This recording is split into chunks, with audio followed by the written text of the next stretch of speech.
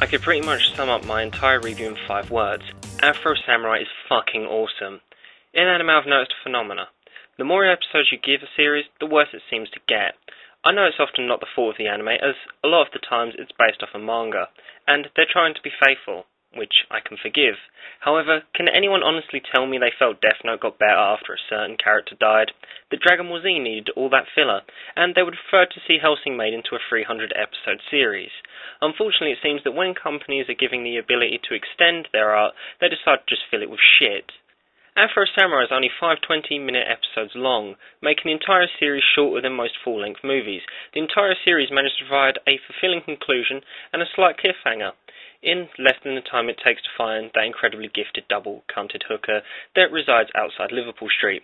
And you know what? It benefits from being this short. It left me wanting more. The short time allowance caused the story to progress well. Come up with something to complain about before practically having sex with the DVD. I suppose that the characters never get fleshed out. Afro is the only real character we ever learn motivation and backstory for. Most of the characters just appear and then die before we even get to know their name. Furthermore, a lot of what happens is vague. If you read online, you find out more about the characters, such as the name of the character Justice, and the fact that he was Afro Samurai's dad's best friend. But you know what? Bringing them up feels fucking petty. The anime compensates by not being around long enough for you to care. See, the whole point of having a visual medium is that visuals do some of the work, surprisingly. The character design and how the visuals actually deliver themselves is something praiseworthy. But what should be spoken as more noteworthy is how the visuals say more about the characters than whatever gets said by the characters. Name one other animation where body language is used so well and I'll give you a shiny penny. When you talk about the series, it's best not to think too hard about the story and instead see it as something which pushes themes very well. Essentially, all that happens is Afro sees his dad die. This causes him to want revenge on the killer.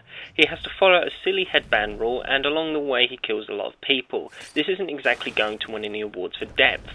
But the themes of revenge, power lust, and how it's reminiscent of old samurai movies in general, despite very little actually taking place outside of some form of violence. The fight scenes are incredibly well executed. Another reason why the series is fucking awesome. Now, how it's dubbed, the voice actor for Ninja and Afro is Sam fucking Jackson. Name anything he touches that isn't cool. He is the nerd Jesus, and we all know that Jesus is black. Samuel Jackson is the fucking Messiah.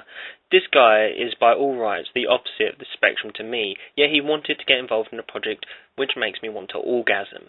Ron Perlman also lends his vote. What strikes me is how much time and effort has actually been spent on this anime. The production cost alone for these 5 episodes is around $1 million. This wasn't done using that tacky 3D computer style every company and their mother bum sucks. No, every cell hand-drawn individually. This is progression in the anime art form and market. The normal demographic is males aged 12 to 25 for anime. Now, while that's a pretty big demographic, unlike video games, only the socially awkward find anime at 18 cool. More mainstream than Sam fucking Jackson. A kick-ass soundtrack and visuals that play it out like the latest Tarantino film. I want studios to make more like this. I'd rather see 5 episodes of something new which is the shit than episode 300 of something which has become shit.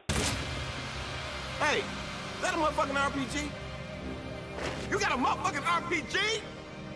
A RPG in a motherfucking backpack? Wait,